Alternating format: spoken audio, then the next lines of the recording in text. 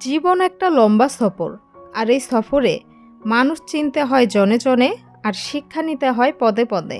ঠান্ডা মাথার সিদ্ধান্ত কখনো ভুল হয় না, আর ব্যবহার আর কথা যদি ভালো থাকে, আপন কখনো পর হয় না। যখন কারো গুণ চোখে পড়বে, মনকে ক্যামেরা বানিয়ে নাও। যেভাবে জীবনযাপন করছেন এটা অনেকের স্বপ্ন, তাই হতাশ না হয়ে শুকরিয়া আদায় করুন। যত সুন্দর ভাবনা তত সুন্দর মানুষ। চেহারা তো মাত্র আবরণ। যে আঘাত দেয় সে কিন্তু ঠিকই ভুলে যায়, কিন্তু যে আঘাত পায় সে শত চেষ্টা করেও কিন্তু আঘাতটা ভুলতে পারে না। ক্ষণিকের জন্য হাত ধরার মানুষ অভাব হয় না, কিন্তু অভাব হয় দীর্ঘ সময় হাত ধরে দাঁড়িয়ে থাকার মানুষগুলোই। ভালো হয়ে থাকাটা কঠিন কিছু না, কিন্তু অনেকের মাঝে ভালো হয়ে থাকাটা অনেক কঠিন কিছুই। নিজেকে নিচে নামিয়ে অনেকের প্রিয় হওয়ার চেয়ে আত্মসম্মান নিয়ে বেঁচে থাকাটা অনেক ভালো। আয়নার কাজ যদি ঝাপসা থাকে, তাহলে নিজের চেহারা কিন্তু স্পষ্ট দেখা যায় না। তেমনি মনটা যদি পরিষ্কার না থাকে, কাউকে ভালো মনে হয় না। সত্য কথা বলতে সাহসের প্রয়োজন হয়, আর সত্য কথা সহ্য করতে মনুষ্যত্ব প্রয়োজন হয়। অনেক গল্পের একটাই সমাধান, নিজেকে সরিয়ে ফেলা। হ্যালো এভরিওয়ান, আসসালামু আলাইকুম, welcome back to my channel. তো এই তো সকাল থেকেই অনেক কাজ করে নিলাম। তারপর এখন জানালা দিয়ে একটু আকাশটা ভিডিও করছিলাম। আসলে এখন সকাল, আর সকালের আকাশটা দেখতে একদম আকাশি কালারের মতোই লাগছিল। তো তারপর আমি এখানে নিচে নামতে ধরে দেখি যে আমাদের পাশে যে গাছ আছে, আম গাছের মধু ধরেছিল, মধুর চাক আর কি। তো খাঁটি অরিজিনাল মধুর চাক কীভাবে আর কি প্রসেসিং করছে, মৌমাছির চাক থেকে কিভাবে আর কি মধুগুলো আলাদা করে নিচ্ছে এইভাবে চেপে চেপে। তো এগুলো আমাদের বাড়িওয়ালার আম গাছের আর কি মধু। তো ওনারা আর কি লোক এনে এভাবে আর কি প্রসেসিং করে নিচ্ছে। তো এই যে কালো কালো যেগুলো দেখা যাচ্ছে, এগুলো মৌমাছি। এই মৌমাছিগুলো কিন্তু ওনারা একটা ছাঁকনিতে ভালো করে সেকে চিপে চিপে নিবে। এভাবেই আর কি মৌমাছির চাক থেকে মধু সংরক্ষণ করে প্রসেসিং করে নেয়। তারপর মৌমাছি থেকে কিভাবে মধু সংরক্ষণ করে ওইটা আমি দেখলাম, দেখে রান্না করতে আসলাম। মাছগুলো ভালো করে লবণ হলুদ দিয়ে মেখে নিলাম, মেখে নিয়ে এখন একটা প্যানে ভেজে নিব। এটা বড় একটা রুই মাছের আর কি টুকরো, যার কারণে আমি এভাবে টুকরো টুকরো করে নিয়েছি। অনেক বড় মাছটা ছিল, আর এই মাছগুলো কিন্তু খেতেও খুবই সুস্বাদু ছিল। তো এখন কাঁকরোল দিয়ে মাছগুলো দিয়ে আমি তরকারি রান্না করব। আর কাঁকরোলের তরকারিটা কিন্তু খুবই ভালো লাগে, এরকম বড় মাছ দিয়ে যদি তরকারি রান্না করা যায়। আর কাঁকরোলগুলো কিন্তু অবশ্যই আপনারা কচি কচি দেখে নেবেন, যদি একটু মানে বাড়তি দেখে নেন কাঁকরোলগুলো শক্ত শক্ত হয়ে যাবে, আর খেতেও কিন্তু ভালো লাগে না।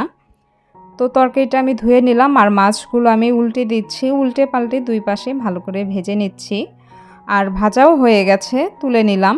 তো আমি ওই প্যানেই পেঁয়াজ কুচি দিয়ে দিলাম, আর পেঁয়াজগুলো একটু মোটা মোটো করে কাটা হয়ে গেছে, তো যার কারণে হাত দিয়ে একটু আমি এইভাবে ছাড়িয়ে নিলাম। আর একটু তেলও দিয়ে দিলাম, যেহেতু মাছ ভাজার তেলগুলো ছিল, আরও এক্সট্রা একটু তেল দিলাম, দিয়ে পেঁয়াজগুলো ভালো করে ভেজে নেব। তো পেঁয়াজগুলো কিন্তু দ্রুত নরম হয়ে এসেছে। এখন আমি আদা রসুন বাটাগুলো দিয়ে দিচ্ছি রসুন বাটা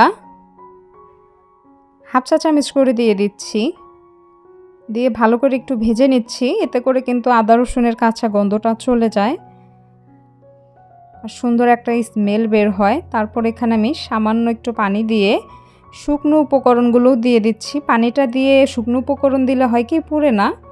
আমি হাফ চা চামচ এরকম হলুদ গুঁড়ো দিলাম, 1 চা চামচ মরিচ গুঁড়ো, 1 চা চামচ ধনে গুঁড়ো, 1 চা চামচ জিরে গুঁড়ো, দিয়ে দিলাম স্বাদ মতো লবণ, দিয়ে ভালো করে মিক্স করে নিয়ে মশলাটা একটু কষে নেব। মশলাটা কিন্তু যত ভালোভাবে কষানো যায়, তরকারির স্বাদ কিন্তু ততই দ্বিগুণ বেড়ে যায়।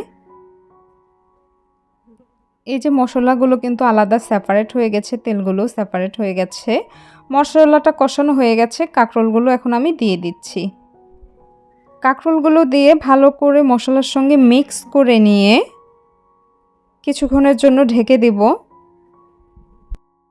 তো এই তো ঢেকে দিলাম, দিয়ে কিছুক্ষণ পর প্রায় 5 থেকে 6 মিনিট পর আমি নাড়া দিয়ে দিচ্ছি। কাঁকরোল থেকে কিন্তু অনেকটা পানি ছেড়েছে, ওই পানিটা দিয়ে আমি তরকারিটা কষিয়ে নিব। এই পর্যন্ত যারা আমার ভিডিওটা দেখেছেন, ভিডিওটা ভালো লাগলে একটা লাইক দিয়ে দিবেন। আর চ্যানেলে যদি প্রথম ভিজিট করে থাকেন, চ্যানেলটি সাবস্ক্রাইব করে পাশে থাকা বেল বাটনটি বাজিয়ে দিবেন। আর ভিডিওটা যদি ফেসবুক পেজ থেকে দেখে থাকেন, অবশ্যই পেজটি ফলো করে দেবেন। আর বন্ধুদের কাছে চাইলে ভিডিওটি শেয়ার করে দিতে পারেন। তো তরকারিটা কষানো হয়ে গেছে, এখন আমি ঝোলের পরিমাণটা দিয়ে দিলাম।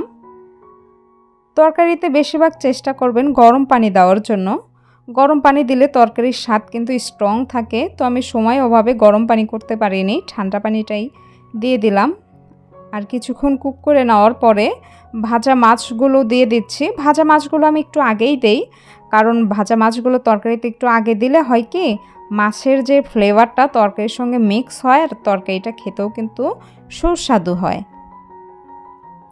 কিছুক্ষণ ঢেকে দিয়ে আমার বেলকনির যে ধনেপাতা দেখেছিলেন, ওগুলো তুলে এনে এভাবে কুচি কুচি করে তরকারিতে দিয়ে দিচ্ছি। এটা হচ্ছে বিলাতি ধনেপাতা।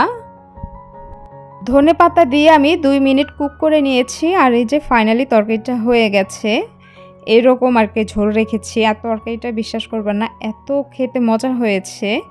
তো তরকারিটা হচ্ছে আমি নেমে তারপর এখানে হচ্ছে ঢেঁড়স ভাজি করে নিচ্ছি। তরকারিটা হয়ে গেছে, পেঁয়াজ কাঁচামরিচ ভেজে আমি ঢেঁড়সগুলো দিয়ে দিলাম। আর ঢেঁড়স ভাজি ওইভাবে শেয়ার করার মতো তেমন কিছু নেই, সামান্য একটু লবণও দিয়ে দিলাম। দিয়ে সামান্য পরিমাণ হলুদ দিলাম। হলুদের পরিমাণটা আমি কিন্তু বেশি দেইনি, সামান্য দিয়েছি।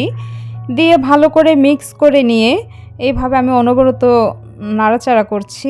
আর এখানে একটা কথা বলে দেই, ঢেঁড়সে কিন্তু ঢেকে দেবেন না, ঢেকে দিলে কিন্তু ঢেঁড়সগুলো একদম পিছলা পিছলা হয়ে যায়। আর ঢেকে না দিলে ঢেঁড়সগুলো কিন্তু ঝরঝরা ভাজি হয় আর খেতেও ভালো লাগে। কিন্তু খুবই সাধারণ ফ্যামিলির একটা মেয়ে, আর খুবই সাধারণভাবে জীবনযাপন করি। তো আমি প্রতিদিন যেই কাজগুলো করি ওইভাবে সব কাজ আর কি ভিডিও করা হয় না, চেষ্টা করি কিছু কিছু কাজ আপনাদের সঙ্গে শেয়ার করার জন্য। যদি ভালো লাগে আর আপনারা যদি ভালোবাসা দেন, অবশ্যই আমি সামনে এগিয়ে যেতে পারবো। আমি কিন্তু অনলাইন জগতে একদম নতুন, তেমন কিছুই বুঝি না।